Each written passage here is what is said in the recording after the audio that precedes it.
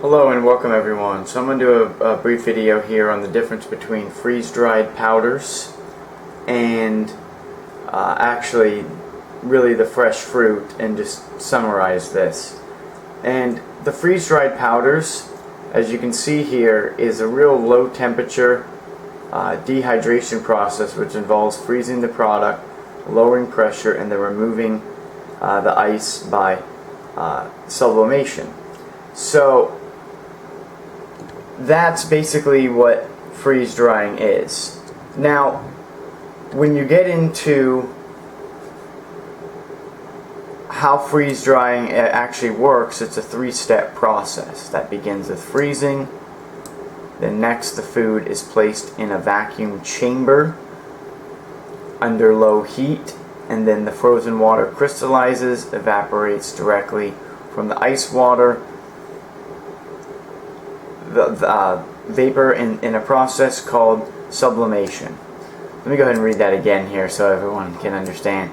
The frozen water crystallizes, it evaporates directly from ice to water vapor in a process called sublimation. Alright?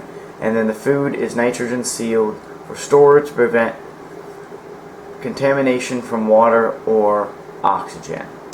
Okay. So the big question here is, do freeze-dried fruits have the same nutritional value? And it's saying that research has shown that while freeze-dried fruits and vegetables contain slightly lower amounts of certain vitamins, they're rich in antioxidants and fiber. So what that means is, if you're taking frozen fruit and you're juicing it or blending it and you're separating the fiber and sugar, the actual freeze-dried fruits is still going to be rich in antioxidants and fiber. You're going to get slightly less nutrients. But if you look at it like this, when you freeze dry that same amount of fruit, it's going to shrink in size. So you're thinking, well, why would I want to do that? Well, if you want, for example, goji berries. Goji berries I've had fresh and they're amazing. I've had it once at Whole Foods this year. They're very difficult to get fresh. You cannot buy them at local grocery stores. The dried are everywhere. And if you get the powder and it's freeze-dried, as just mentioned, you're able to put that in plain water and you can still get the benefits of goji powder. Now, I used to recommend using a lot of powders, but if the powder fruit that you're buying and is actually sold at the grocery store, such as blackberries, you don't want to go that route.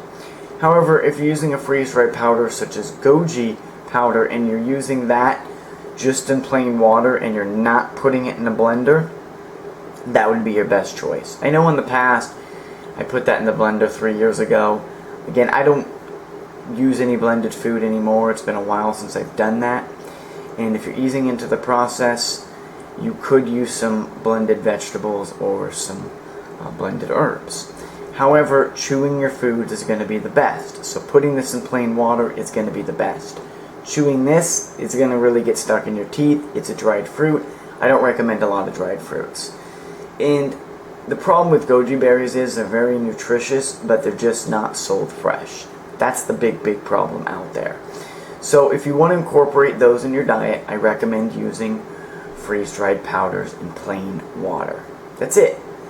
Just do a couple of them, throw them in there, and you can use that at any time. Maybe after a workout. Of course you want to consume the fresh fruit. Still beyond that, but it'll really give you that sugar and fiber immediately into your body. So that could be used as an option. I'm not saying you couldn't use goji berries that are dried, but again, I could tell you from experience, going back several years when I was eating goji berries, mulberries, and golden berries, and eating a lot of dried. I would eat one bowl of fresh and one big bowl of dried, sometimes 2 bowls of dried, and I did this 3 times a day. I wasn't getting as many benefits as I'm getting now.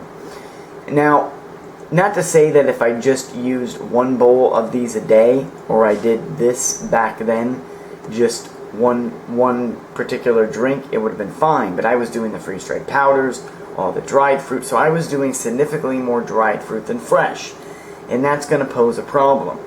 If you're eating bananas, which I pretty much will do on a daily basis, some days I won't do it, or you're consuming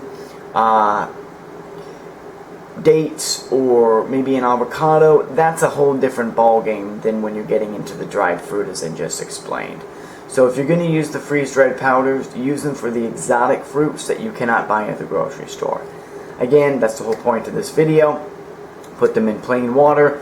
Just overall, don't do a lot of dried fruit. Really limit them. Don't especially start consuming any dried apricots, any dried raisins. I really suggest to avoid that. Really consume the fresh grapes and the fresh living fruits. That's where you're going to get the most benefits. I just want to be clear on this. This is why I did a video now on the freeze-dried powders, so people can understand.